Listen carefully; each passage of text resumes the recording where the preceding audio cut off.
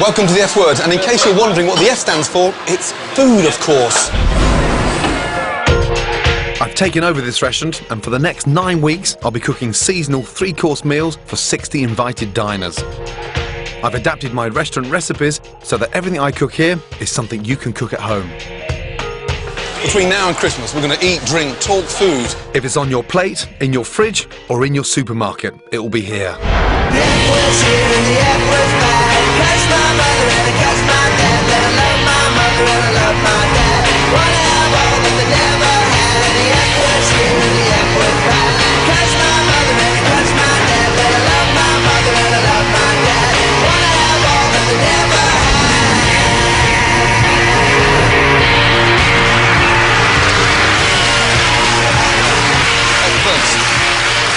Right, Sarge, ready? Yep. Yes. Let's go, yes? And I want the foie gras nicely coloured, Ronnie, yes? Yes, Gordon. Let's go. Greg, taste everything. And we're working together, aren't we? Yeah. Well, it doesn't look like it, does it?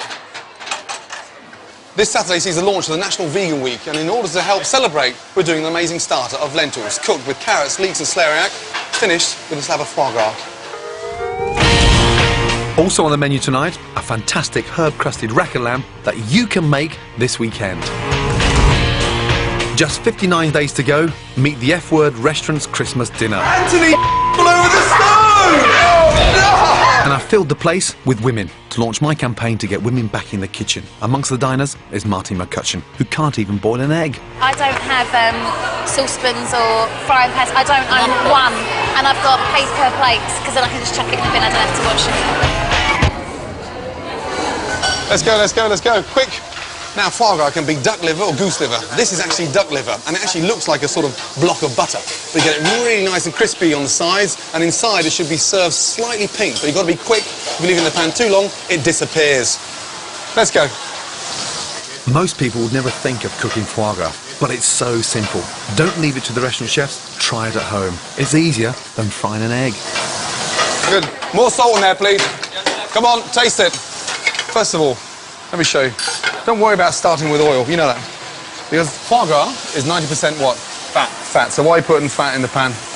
Stupidly. Stupidly. Which piece of them would you put in first? The biggest. Why? Because it takes longer to cook. Good. Second biggest. Third biggest. And smallest in. Right. Now, we take it off the heat. Yeah. There's enough heat in there to still colour it. Tilt the pan. Helps cook the back of the foie gras, yes? Okay. Back on the heat. And turn it around again. Look at the difference in colour now, through there. Now it's starting to break down. And tilt the pan back up, and then just a little glaze over. Yeah? Nicely. And they should all come out evenly, yes? Yeah. Turn them around again. Carefully, yes? I'm serving the foie gras on a bed of puy lentils. Don't use red lentils, as they'll turn to mush. They're cooked together with what we call a brunoise. That's finely chopped vegetables that have been sautéed. Then I bind the whole thing together with a fragrant herb vinaigrette. Foie gras on the lentils, let's go. Are you happy with those? Yes, chef. Wipe the plates. Go, send it. Second time, Matthew. Table 5. Foie gras excites a lot of passion because some people think it's cruel, but I think it's delicious. And you should try everything at least once. I was a foie gras virgin before I came here, and I really wanted to try it, so definitely a good choice. It tastes like butter. It tastes like the most delicious, velvety, buttery, creamy deliciousness that just slithers down your throat. It's the most fabulous taste in your mouth, and it's slightly crispy, but then inside it's all just like velvet stroking you inside your mouth. It's delicious. Well, I thought the starter was quite nice, actually, really lovely, nice and smooth, worked well with the vegetables, and it's something that I couldn't possibly cook myself, really. I heard the girl on the next table say, "Oh, I'm not eating that," so we kind of had a word with our waiter who negotiated that plate came over here as well. Hello. How are you? I'm good. You well? Yeah, really well, thank you very much. Enjoy the foie gras? Yeah, lovely, really nice foie gras. So how many times a week would you eat out, normally? Well, I eat out loads because I can't cook to save my life. I've probably got a few crackers and some crunchy nut cornflakes in the cupboard. Mum must have taught you how to cook somewhere along the line, no? Well, she tried, but she kind of gave up with me when I was about 22. She got me a wok I said, you can't go wrong, you should chuck everything in and cook it. And I cooked fish with vegetables, and I didn't cook the fish properly. And I was sick for about 12 days, and since then I was so ill, Gordon, I can't do it again. So you prefer eating out rather than cooking? God, yeah, especially when I've got someone like you cooking for me. How can I compete with that? Main course, rack of lamb. Ooh, lovely. Boulanger potatoes, courgettes, provençal, tomatoes, herbs, light vinaigrette again. I'll be back after that. Please eat it all. I will. In fact, the only thing I want you to leave are the bones. Do you know what? You're the man of my dreams. You're the first man who's told me to make sure I eat it all. Clean plate. I've never had that problem. Enjoy your lamb. I will. Pink, medium, well done. For me, well done. No chance. Pink. Oh no, I've got to eat raw meat now. Oh dear, Mr. Coren. Gordon. Another day, another meal. Yep, another day, another meal. Do you ever feel guilty going out to eat for a living? I never feel guilty about anything at all. And I wonder what it'd be like to actually be a food critic, sort of 365 days a year. Unimaginably good. So much better than being a chef, I can't tell you. Listen, before Christmas, it's really important. I would love to have a food critic in the kitchen, just to show you an insight to what it's like doing a full day's work and being up at 6 o'clock in the morning. That's like saying to a policeman, I'd like you to spend a day in prison. I know it's bad in there. That's why I'm not in there. As a critic, what do you think of the starter? I've had better, but then I have so much. It's a great piece of foie gras. Yeah. You know, they're from nice ducks, aren't they? Yeah, they're Hungarian. Yeah, but in terms of the provenance of it, it's nice to know at least that it came from. I'm quite nutty about that sort of thing. There is a rumour, okay, that you went into a restaurant once and actually asked the name of the pig before you ate it. Yes, I have done that, but really the name of the farm will do. And even though you laugh at me, you're more and more into this. You've got something going on at home which is fairly sort of Hugh Fearnley-Whittingstall style, haven't you? I mean, I live in the city. I want my children to learn and understand where their food comes from. What's this for? For the turkeys to live in. That's right. And why have they got so much space? So they can run around. Run around and get what? And get exercise. Get Exercise. Exactly, get fat and get exercise. Surprise, surprise, Gordon's had one of his fantastic ideas, which I'm not exactly over the moon about. He's decided that we are going to grow Christmas lunch. He wants to make the children understand that Christmas lunch, actually comes from somewhere, not just from the supermarket. So we're going to fatten up the turkeys and grow our own vegetables. But Meg, I think you're going to get really attached to them, you know that? Holly, they'll be tough old birds.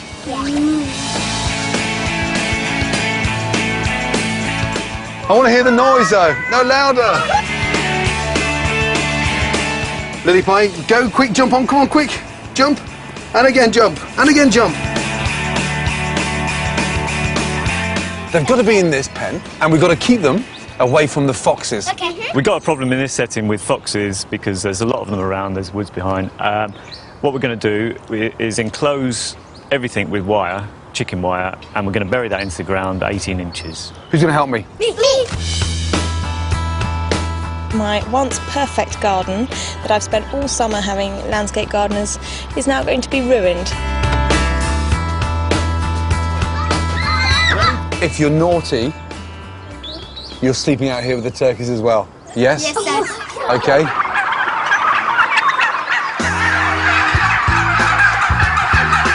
You understand why we're here, don't you? Yeah? We're going to choose 6 of these birds to take home, okay, to fatten up for Christmas. Are you hungry? Would you like to eat one? We have both bronze and white turkeys. They're all free range, so there's very little difference in it. The bronze are just a little bit gamier in flavour, and it's just personal preference, really. Chris needs 6 turkeys for Christmas. The idea of bringing them in here today was to sort of give them a sense of where they come from, to make them understand that Christmas Day isn't just coming out of a supermarket. Jack, have you caught one yet? Come on! We've got 4,000 turkeys here 4,000. on this farm, yeah. So how old are they? These are 16 weeks old, these 16, ones. and they Yeah. go right up to 24. Well, these will be about 24 weeks. And what's the difference in weight? We'll sell the bronze turkeys from about 7 or 8 pounds oven ready right up to sort of 30 pounds oven ready. 30 pounds. OK, 3 more. Matilda, you've got one.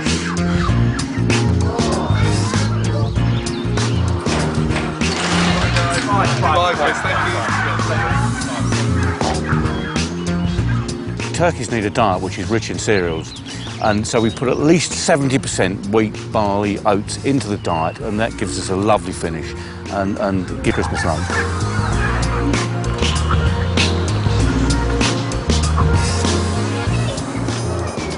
Tilly, driving, they're shitting themselves. Hold on then. Welcome you home. Now we have to think of some names for them. And I thought, OK, because there's 6 of them, Okay, we've got one each. Okay. We'll name them after chefs. Okay? Yes? Yours is called Gary. That's the one with a spiky bum. Gary! Yours walks a bit funny, so we'll call him Jamie.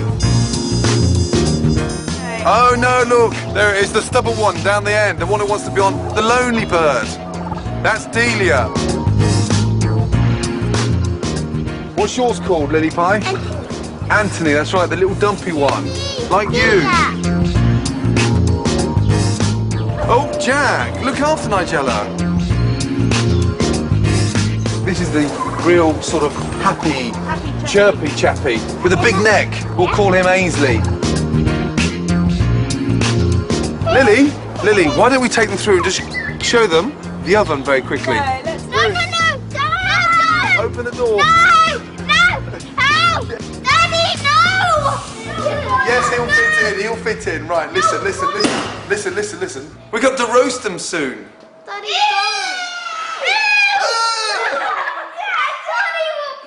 Anthony shit all over the stone! Oh no! Oh. And let's just check he's underneath there, look.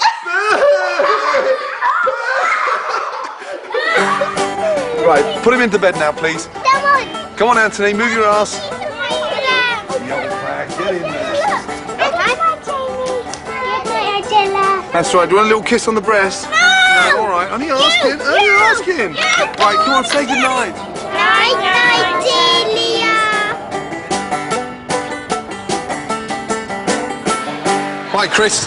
Hi, Gordon. How you doing? I'm fine. Lovely meal. Thank you. Good. That's slightly different from eating turkey, however.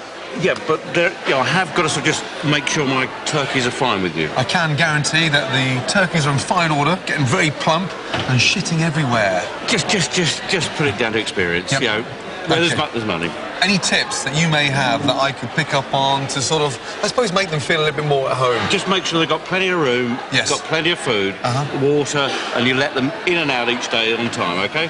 Right. And maybe give them a bit more grass when they've eaten off all the grass in that little pen you got them in.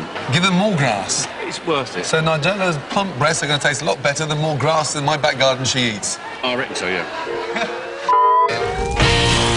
Next on the menu, rack of lamb. And this bloke thinks his dessert is better than mine, but he has got more hair than brains. Would you like to be a proper chef one day? Oh, God, no. What would put you off the hours? You, mate. I'm scared! And I teach Martine McCutcheon how to sharpen a knife. Now? Oh, I've been doing everything like this with you, Gordon. Just like an hour and a half a week. Welcome back to the F Word, the place that you can find out everything you need to know about food. Next up is the main course. Season the courgettes, yes? Fresh basil in there? Yeah. I'll open it up and season it. Let's go. Main course tonight is the beautiful rack of lamb served with a boulanger potato and sauté courgettes with tomato provençal. And I'd never ever thought I'd ever say this, I promise. However, here's one I made earlier. Rack of lamb. This is the Rolls Royce of lamb. It is every chef's dream to cook this.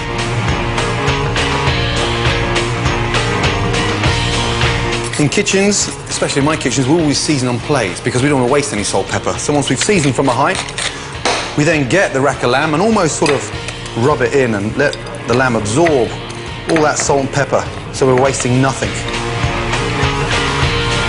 Hot pan, olive oil. It's simple mathematics. No colour, no flavour. Get some colour on there.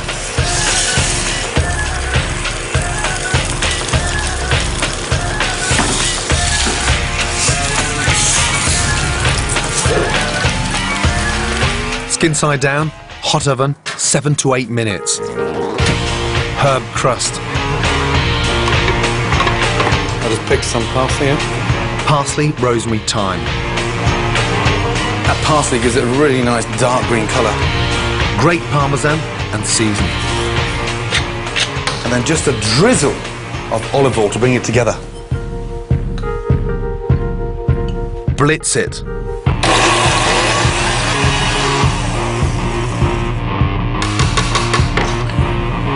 Comes out amazing, eh?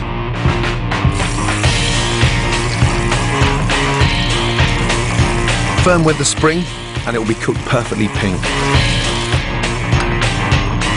Dijon mustard. Whilst it's hot, The sort of mustard absorbs and melts quickly into the fat and just makes it a lot more flavoursome.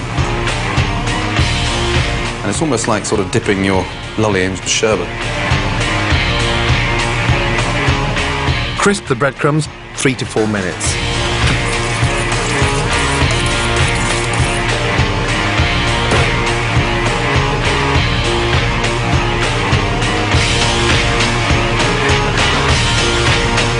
Onto the plate. Herb crusted rack of lamb, done. Right, how long for the lamb? 2.5 minutes. Let's go, I want it together, yes? 5 and 5, yeah, let's go. I'm joined by a hand-picked kitchen brigade. Over there is Ronnie. He's been with me now nearly 3 years. Quite a delicate touch and a bloody good cook.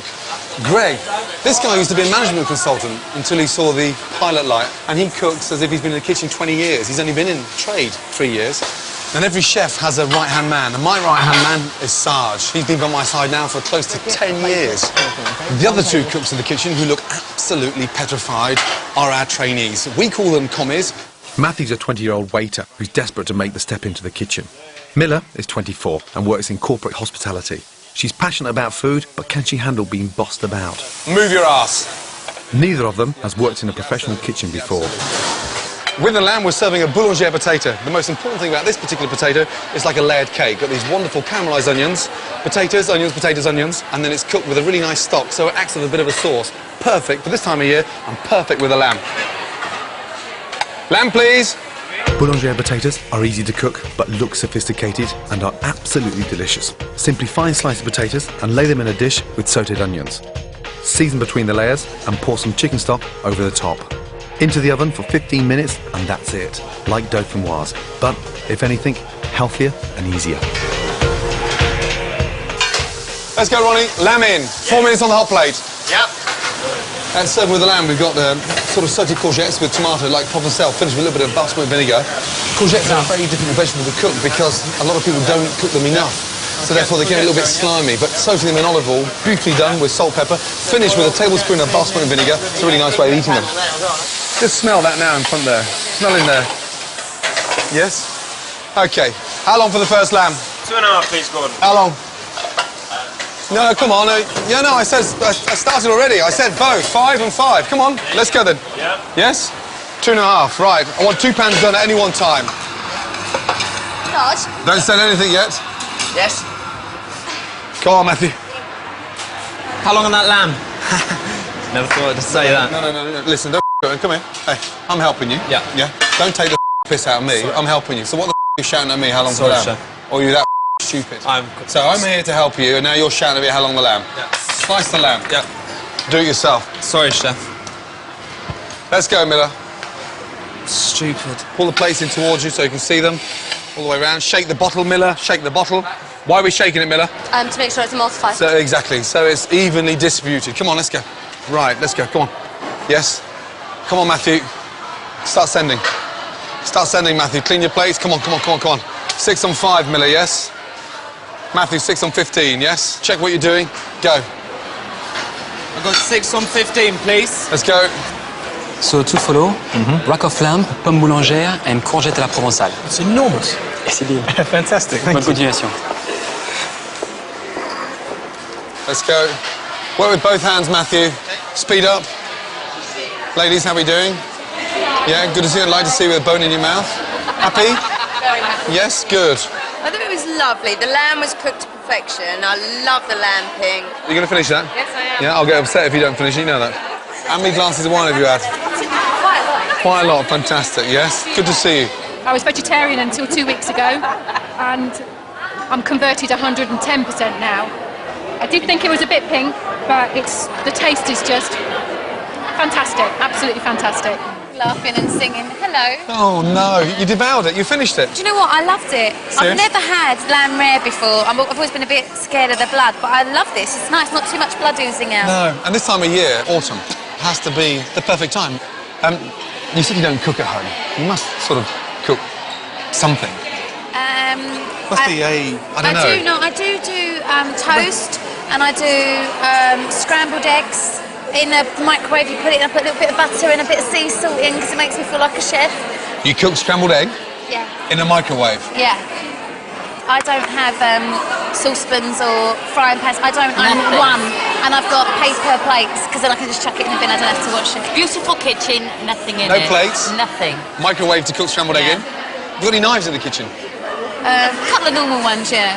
I'm going to borrow you just for 2 minutes. I'm going to show you something absolutely crucial in the kitchen. No. No. Don't worry about that now. Just for 2 minutes. Now, the most important thing about being in the kitchen, okay, is learning, okay, to sharpen a knife. Goosebumps. Oh, no. Goosebumps where? There. They're absolutely fine. Right. Okay, what's that called? That's a... Looks like something you measure rings on. Don't know, measure rings in the jewellers. Oh, shit. That's a steel. Okay. So, we hold the steel out, left hand, and we sharpen a knife. That way you can cut your vegetables nice and thin, you can cut your meat nice and thin, you can slice your fish. Right, left-handed or right-handed? I'm right-handed. Yeah, okay, so... That's in my left hand, though. Hold that in that hand. There, right. Just nice and slowly. Bend the wrist and show some flexibility on the wrist. There you go. Nice and slow. Be careful you don't cut yourself. There you go. I never thought I'd be doing anything like this with you, Gordon. Just like 9.5 weeks. There you go. Now, bend that wrist. It's too stiff, the wrist. So you left-handed or right-handed? I'm scared. That's What's wrong with the wrist? There's no flexibility in that wrist. There. Now, you... No. Grace it. Nice big, long strokes. Nice big, long strokes of the knife. And there you go. Close your eyes. There you go. There we go. Fabulous. All Well, the I'd way like to down. close my eyes. Yeah, no, because you just listen to the noise. Hear the noise. Okay. Yes? There we go. Yeah. Bit of there you rhythm. go. Look, there you go. That nice. There you go. Okay. So now you know how to sharpen a knife. Is there anything else you want me to do? For now? No. Yay! I can go back. There you go. Jesus Christ almighty. Okay, 5 lamb, yes? Oh, I thought, oh God, he's going to get me to cut carrots really quickly with this knife. I can just feel it. He said that my wrist was too stiff.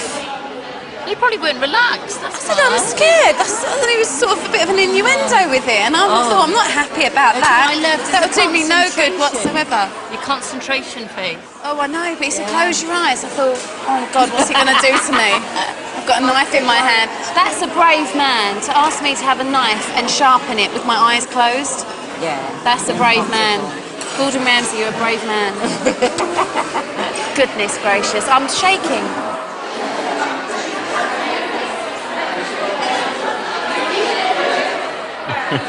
How's it going, mate? How's the lamb? Absolutely fantastic. It's really, really good. A very manly dish, and I noticed that you've got almost exclusively women in the restaurant tonight. Is this, you trying to set me up with somebody, or what's up? I'm launching a campaign to get women back in the kitchen. Oh, you dog. Do you think they want to go there? No. And do you know what? I'm You're fed up right. with the customers coming into the kitchen. 90% of them now. They're all cooking at home. They're male. I'm amazed, though. You actually went to the lengths of commissioning a survey to prove your point. And this proved, apparently, that 3/4 of women who can't cook, it's not that they can't cook and they don't care. They can't cook, they regret it. I'm personally going on a mission now to invite every woman in the country, okay, to get me in their kitchen. I'm going to offer my services to the women of Britain starting tonight. Excuse me, sir. Our survey showed that more men than women find cooking a pleasure, while more women believe it's a chore. I've been out and about across the country, and I've been shocked by what I've found. And look, brand new pan, never been used before. The place is more set out like a cocktail bar as opposed to a kitchen. Over the next 9 weeks, I'm going to be helping women across the country to get back in their kitchens. Why can't you cook? I am a bit clumsy. I know how to do it. I know you're supposed to do that. I poisoned my best friend. Oh dear. From steak and chips to Sunday roast, they'll discover the pleasure of cooking for their friends, their families, and themselves. Smells fantastic. It does. It never smells like this. And in return, I want to promise that each woman will say goodbye for good to meals of Chardonnay and crisps. How many tins of baked beans have you got? And hello to fantastic home-cooked food. I've never had that many people sat around my table. What about around the poor's mummy? Yeah, thank you, mummy. Thank you, mummy. Wait, tell the neighbours, the kitchen's been used! The kitchen's been used! Right, well, Gordon reckons there must be millions of women in Britain who can't cook, and so he plans between now and Christmas to get as many of them as he can back in the kitchen. So he's asked me to tell you that if you're a woman and you can't cook and you think he could help, get in touch with us via the website. Better still, if you're a man and you've got a daughter or a wife or a sister who can't cook, let us know and we'll see if we can't do you a favour. And I tell you what, if you can cook, get in touch with us anyway. especially if you're single. Put my name on it. Maybe enclose a photograph. Friends of the production, the people on Star now, the people that Yeah, I can. Yeah, you're right. Yeah. Ah, hello. Enjoy lamb? I love my lamb. Enjoy the foie gras? Fabulous. When was the last time you cooked in the kitchen? At the weekend. At the weekend? Yeah. Damn. When was the last time you cooked in the kitchen? A month ago. A month ago. See, Jane? Yeah. My campaign to get women Further back than that. To get women back in the kitchen. The campaign was launched because over the last 4 or 5 years, 90% of the people coming into my kitchen, and fascinated about the cooking, are not the women. They're sat at the table having wine and cocktails. Yeah, but that's It's because the men have got time to come into. You know, you can spend 24 hours marinading a gherkin, but women have got other things. Yeah, no, I we've totally got agree the kids, we've yes, got the housework. You Like don't do men. the housework. Yes, When I did do you the lot? Men have fallen in love with the kitchens. Women have fallen out of love with their kitchens. Well, these two are too young, but us two, Right. we were the It's gonna be a generation. really good argument now, you know that. No, we were the generation. We were told Yes. we would be having it all. Yeah. We're not having it all. We're doing it all. Right. And we haven't got time to go cook. in the kitchen and ponce about Right. marinading something for 24 hours. The only reason you can do that It's is not because you've got a ponce. lovely wife who's at No. home with your Guantanamo She's Bay not. turkeys Guantanamo Bay. in the garden. Come on, Jane, you owe it to yourself. When was the last time you cooked? I haven't cooked for ages. I haven't got time. Oh, I'm make doing time. homework. I'm doing housework. Yes, school runs. I'm doing work. Yes, okay. I'm doing all the things that my husband doesn't do. My grandmother cooked because she loved cooking. She did all the things that you did without the washing that's machine Granny. and without the Hoover, Yeah, without and anything else. done everything Jane just said, but Jane's saying now today's modern woman doesn't have to cook because they're busy. I think, Rubbish. I think that one of the art and the pride of being a great cook is making that time. Don't go shopping. But it's not. Cook. Yeah, but it's not spending 3 or 4 hours in the kitchen. It's just cooking. Less time with the nails, less time with the hair, more time with the kitchen, Jane. The nails. Can we look at the nails? They Less have time with the got nails, less time with the hair, more time with the kitchen, Jane. Rubbish. Busy, busy. See ya. Dear, oh dear. Next on the menu, it's pudding time. Al Murray takes me on with his recipe for bread and butter pudding. Yeah, it sounds disgusting. It's not disgusting. Giles Coren goes in search of the truth about the drunkard's favourite, the doner kebab. The doner kebab turns out to be a gourmet. Welcome back to the F word. Now, it's dessert time, and that means bread and butter pudding. And the reason why it is a bread and butter pudding, because Al Murray challenged me to make one better than him. Each week on the F word, a guest will attempt to beat me by making their favourite dessert. We'll each use our own recipe for the same pudding, and a panel of blind tasters will choose their favourite. The winning dessert will be served to the restaurant diners. Bring it on, Kojak. You haven't got a hope. Right, Mr. Murray, you really think you can cook better than me? Oh yeah, Gordon. You're having a laugh, aren't you? No. This is, you know, dead simple. This is the whole Murray food philosophy. Simple. Keep it simple, stupid. Okay, so it's a thick cut loaf, currants, bit of milk. Yeah. Yeah, sounds disgusting. Is that it? It's not disgusting. So how many eggs you put in there? 3. You tight bastard. In my bread and butter pudding, I'm going to use 3 whole eggs and 3 egg yolks, so it gets really nice, rich, delicious custard. Can you stop watching me? Because I think you're trying to steal my recipe. Would you like to be a proper chef one day? Oh, God, no. No. What would put you off the hours? You, mate. What do you mean, me? Well, you know, clearly plays havoc with a person, being a chef. I mean, I've hung out with Sarge a lot, and he's not normal. So what have you done first? Tell me. Well, I've done the bread. I've buttered the pan. You have to butter the pan, children. Yeah. Butter the pan or it won't come off the pan when you're washing it up. What are you flavouring your custard with? Well, sugar and lemon. No alcohol? No alcohol, no. Are you putting alcohol in yours? Do you know, it's sort of autumn, so I'm going to put a little bit of Bailey's cream in there. That's classy. You know what ladies like when they love Bailey's and ice? It's a fruit-based drink for the lady, yeah. You know, and do you know what? It just makes that a little bit moreish. Yeah. Yeah? Yeah, I believe you. You see, my baguettes are 24 hours old. Are they? Yes. That's what I'd heard. So because the drier they are, yeah, the more custard they absorb. The more custard they absorb. Yeah, like you've got big, fat, stodgy bread. Yeah. It's not going to absorb any custard. It's going to be like eating dry bread. Ow. You can't do that to our customers. They're your customers. I'm not here next week. So what do you put at the bottom of your dish? Butter. And then No, the bread. And then the just bread butter. on top. Buttered bread on top of the butter. You see, I'm like putting a that. little bit of surprise at the bottom of mine. Oh, that's exciting. Let's have a look. Let's have a look at what you're actually doing here. What's this? Dried cranberries. Oh, they're delicious. Aren't they?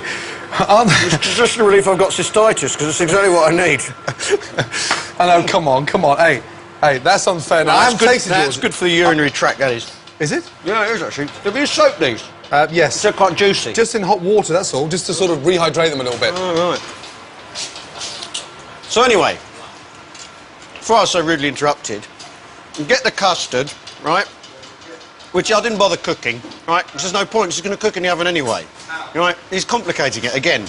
And you pour the custard in, on top, you put the raisins on, I've got some raisins left. You see, this is how I cook in a haphazard manner, ladies and gentlemen. I defy anyone to argue with my bread and butter pudding.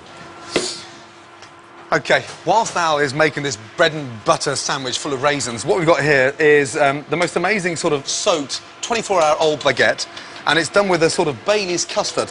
In between the layers, we've got sultanas, golden raisins, a little bit of apricot jam, and then we're going to cover the top of that with sugar so it caramelises as it cooks in the oven. And that's going to be 10 times better than old Sheffy's over there that tastes like stale bread that's been dipped in ale and left outside for 3 weeks, and even the cat won't eat it. OK, ready for the oven? Yeah, absolutely, yeah. Here it comes. Now, just before it goes in there, just have a look. Yeah. And even before they're cooked, yeah, you know exactly which one's going to come out best with a blind taster. That one. Oh, come on, Al. The normal one. You know, it's not down to the appearance, is it? No, it's down to the taste. What matters is the taste, yeah. Taste. OK, you want to say a little prayer before... No. No? I'm a believer. You're a believer. OK, good luck, my man. Thank you. It looks dry. Oh, it looks dry. God dear. Blimey, what a nerve on that Al Murray, eh? I'll say. It's only bread and butter pudding, you know that. You wouldn't like that, would you? I wouldn't mind. Because it's not posh food, is it? I don't eat only posh food. You do? I don't. If I'm drunk, I'll eat anything. But when you're drunk, you wake up in the morning, you don't know what you've eaten, you don't really care. Substance. Yeah, but it's the same way you wake up in the morning next to Edwina curry and the wrappings of a doner kebab. Oh, Christ. Which is worse? The kebab. Yeah. You're a gentleman. I'm a restaurant critic. I eat only in the finest restaurants. I know what food I'm eating, I know where it's farmed, I know how it gets to my plate. I don't accept anything less. Unless I'm drunk. And as licensing laws change, people are going to be drunk all night, there's going to be nothing else open, and they'll make the same kind of decision as me more and more, which is the terrible one of eating a doner kebab. There you go. And so we have a first in the annals of food history. A doner kebab purchased stone cold sober. I've got to say, I didn't know that it looked like that. In fact, I didn't know that it smelled like that. I think before I eat another one of these, I'm going to have to find out exactly what goes into it. I've got to find out, at the very least, if it's even meat. Now, of course, some kebab shops make their own kebabs, but most get them from a factory, like this one in Burton-on-Trent. The idea of kebab and factory in the same sentence seems a bit wrong. I don't eat food from factories very often. I have no idea what kind of terrible things go on in there. The kind of myths and rumours I've heard make me feel sick. But I am going to go and have a look. $700 million are sold in the UK each year, and this factory alone produces 50 tonnes of kebab meat every week. But meat can mean all sorts of horrible things. And I'm hoping Dominic Jolivet, the quality assurance manager here, can tell me exactly what we're all eating. My word! Look at that! Look at that! It's real meat. It's like a butcher's shop. I had no idea that anything even resembling part of an animal went into a kebab. Well, as you can see here, they're trimming up all lamb breast. Right. And the lamb breast is not being used by supermarkets or restaurants because... Very small, because there's not a high demand for it. As you can see, a bit fatty. Bit fatty. Very finicky to get, you know, nice chunks of meat out of. And the fact that this stuff would normally just get thrown away, ends up in a doner kebab, that's a good thing. And is that the end of the story? What else? Are there other carcasses? There is other trim as well. I'll show you. We also use lamb fronts and shoulders. What happens is with these, the supermarkets sell the lamb cutlets and the legs. This is lovely kind of loins in there, isn't it? Well, these are what you call the neck end. God, there's a neck fillets, though. You can eat them nicely. Well, what we do with these, we take these out and we sell these as shish. I am getting closer to eating a doner kebab sober, I think. It is. It's fair to say, it's very, very good quality product. So, Dominic, what have we got here? This is slightly different. These are frozen fellows. What's that? This is beef, actually. This is beef? Well, that's it, because some of our customers, we do a lamb and beef product. Right. And would a customer in the street know whether it's... No, they probably wouldn't do it. Somebody who knows their kebabs would do. Yeah, because the point is that someone like me, who's very finicky about the kind of meat that I eat, lamb, it's very limited to how intensively you can farm it. Everyone's, reasonably safe with that. Beef, the beef market is slightly different post-BSE and everything, and people are a bit more worried about eating beef. It's odd that they would eat it without knowing. Well, they would have to know, because on a kebab shop, they should declare it. If it says doner kebab, it's a lamb.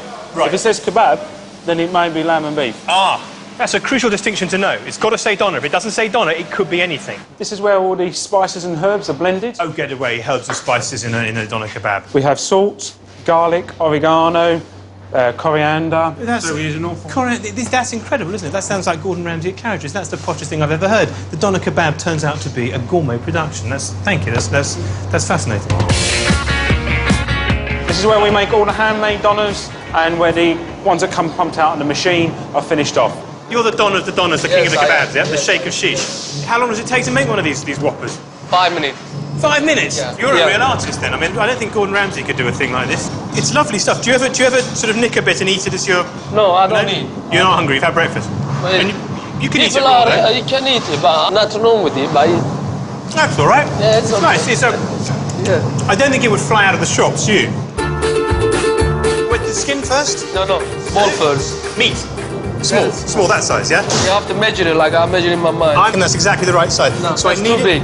No, really? Do you think my balls are getting a little bit too big? Or One too is quickly? small, one is big. It doesn't match. One small, one big, but that does happen. On we go. Is that finished, or do I put another one on? Yeah. You got to finish all them, didn't you? Have I? Yeah. Oh, have I? Oops. That's your moment of truth. Look at that. Look at that. We have to put this one in a museum. Well, you certainly wouldn't want to put it in your mouth, would you? So, doner kebab.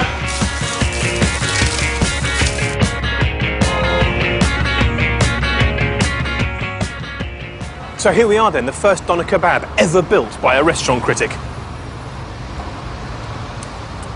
As I suspected, it's fantastic. And having seen what goes into it, I have to say I wouldn't probably serve this kind of meat at my own table, but you know what? At least it's meat.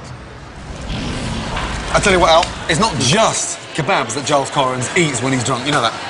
Last time he came to my restaurant, we had to tell him the next day what he had for dinner. You're joking? He got so pissed, he phoned up the next day to sort of be told what he had the night before. That's fantastic. Outrageous. Yeah, absolutely. Bloody food critics. It's the moment of truth with the bread and butter puddings. Does yours look dry? Look at that first. Beautiful. Huh? And mine's not finished yet, Al. Oh, of course it isn't. No, but there's... It's a little glaze, you know that? Yeah? Apricot jam let down with some water. Is that it? That's beautiful. That is perfect. God, dear, oh dear. Are you going to dust yours with icing sugar or something? No. I can leave mine alone. Serious? You can't play with all yours? that can be possibly done with the bread and butter pudding genre here, Gordon. OK, Jean-Baptiste. Yes? Take the egg sandwich upstairs and take my bread and butter pudding alongside it, please. Yes? Yeah, and make sure you've got some sick bags for the sandwich. Next on the menu, which is the winner? My wonderful bread and butter pudding or Al's bread sandwich? Time for the result. And the winner is... And I join Martine McCutcheon for coffee. I don't do journalists. You don't do journalists? Oh, no. You do chefs.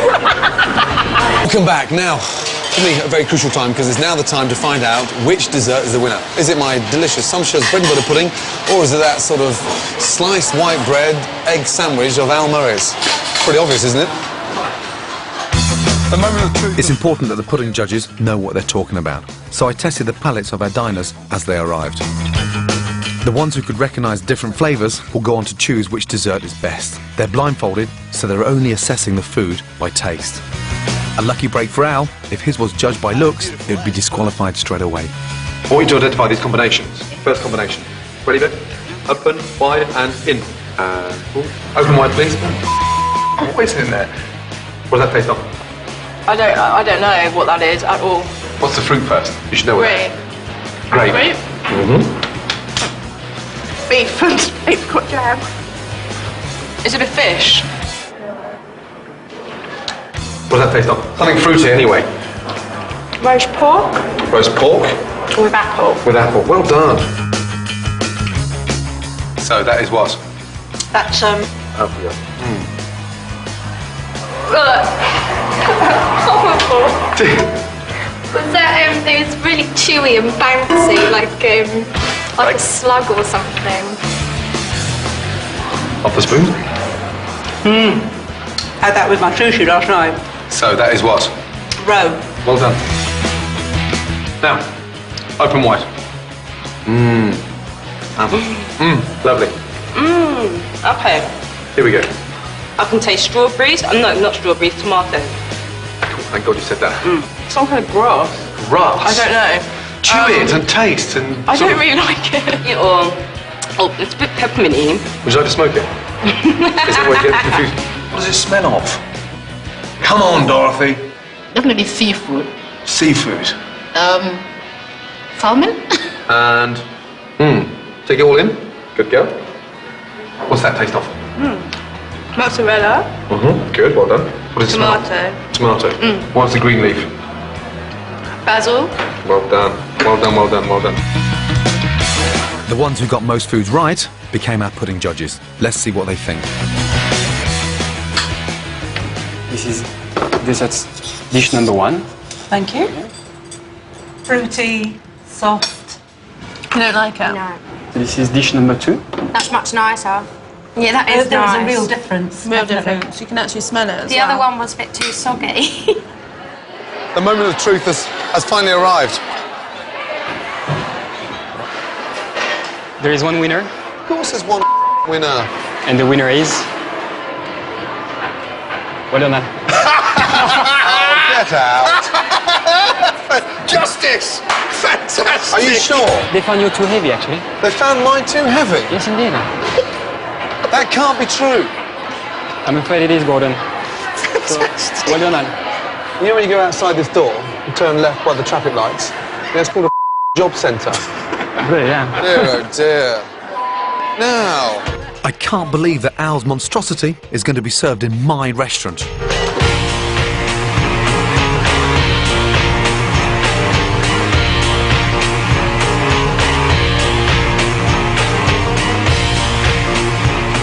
Here we are, Giles. Oh, my word.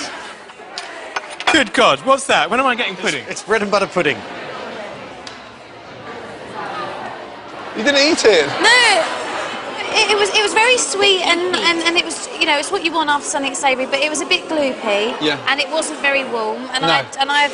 I don't like currants anyway. And I got more currants than anyone or whatever they are. So. You're quite a fuss pot when it comes to food. I kind of like to avoid dairy if possible. And I like to avoid bread. Bread? Yeah. Why? Just because it makes me bloat and I don't feel good in my skinny jeans. I'm still fascinated, finally, just to almost in my own mind understand why you weren't taught how to cook. Well, my mum did attempt it a couple of times, and after 4 hours of peeling a potato and then ending up with about that much, because that's what was left. Peeled it away from that. Yeah, and she just went, oh, for God's sake, and chucked it in the rubbish, and that was that. And I think that some people are just naturally gifted at it, and I'm not. I'm no good at it. If there's one perfect thing you'd love to learn how to cook, what would it be? A roast dinner. A roast dinner. Yeah. I'd Okay. love to be able to cook a roast dinner. That's one thing that I always love to eat. Lamb, beef, Probably beef. beef, And I want to do really lovely Yorkshire puddings, but there you go. roast potatoes. Oh, yeah? Yeah. Oh, yeah. I will come round and show you how to cook the perfect Sunday lunch, okay? Really? Absolute definite. But where do I get my saucepans and frying pan from first? You've got nothing of that in the kitchen. I've got my tray in the oven, still unused with the instructions in it. That's how I've never used the oven. I don't even know how to switch an oven on. I will bring all that with me, okay? Roasting tray, pots, pans, sauces, you name it, I'll bring china plates. As long as you promise me one thing, What's that? after I've gone, Yeah. you continue doing it. Okay. All right. Minimum once a month. No, minimum once a month. Yes? Once a month. Okay, once a month we're cooked. Yeah. Okay. Oh. Shall we shake on it? Kiss on it? Okay. Mwah. Promise, yes? Yeah, Once a month, promise. minimum. I'll Once a supply month. everything. You get in that kitchen and cook. Yes? All right. Yeah. So, what do you think, Giles? It's like a wallpaper page. No, it's not. No, it's true. I've never put up any wallpaper, so I wouldn't know. Exactly, you wouldn't know. You've never worked done a day's And is this just work in your life. Is this grilled or is this just allowed to go stale? No, it's... You see, my grandmother made this. She was an Austrian lady. And she and how liked long- the crunch. And when did you make it? 1943. Now you're beginning to upset me. I don't You're on the need to verge of know. insulting my It's family. what always happens with restaurant criticism. It turns out that no, because your grandmother was a great woman. Yes, she certainly was. And she endured the Blitz to give you this recipe. In your time, you've kissed the most amazing guys, yeah? Hugh Grant and Ross Kemp and there's one sort of knobby no-makes around here somewhere. Would you ever kiss Giles Coren? I don't know who that is. He's a food critic, writes for the Times. Oh, he's over there, the one with the sort of hairy face. If you saw him, he's sort of helping co-present. He's a journalist and he's single. I don't do journalists. You don't do journalists? Oh, no. Do you do chefs? Yeah, I do. One last request. What's that? Okay. I've never seen a sort of girl serve, you know, tea the way you did at Downing Street. Oh, my Beautiful. God. Beautiful barmaid in EastEnders. Thank you. Just before we go, we've had the starter, we've had the lamb, we've had the pudding. I want you to help Jean-Baptiste, just on a few tables, serve some coffee. Are you serious? Like a proper waitress. I want to see what you're like naturally. If you can actually go around the tables with that etiquette. was acting. Yeah, I know, but that's not really me. I've never been a waitress in my life. watching you, serve teas and coffee is going to give me an insight to what it's like going round your kitchen, coming round. I'll give you an apron. But I've got high heels on. I'll just about That'll walk look in even them. better. Never mind. Oh, Just God. a couple of tables. You just want to watch me Yes. walk, you pervert. Okay. Next week on The F Word, I'm cooking a pumpkin risotto, followed by monkfish with a mussel broth. I find out how to protect my turkeys from bird flu. And Joan Collins. Last time she was in my restaurant, I threw her out. Turn around, sweetheart. Okay, right there. Oh, ow. Jesus Christ, you have lost of weight. I'm going to have to beef you up now. There you go. And now go and serve some coffee. Right, Jean-Baptiste, you have a new waitress. Oh, see, I'm falling over already. Any table. Oh, it's slippy. Take a tray and just clear tables. Try to clear the cups and the glasses. Okay. Is this person done, do you think? Are you done? There we go, one table done. Perfect. Oh, Well done. so chic and so lovely. Thank you very much. Thanks for joining me on The F Word. What a night. If you'd like to come and eat here, then click onto the F Word website. And I can guarantee that next week's dessert will not be a soggy egg sandwich with raisins.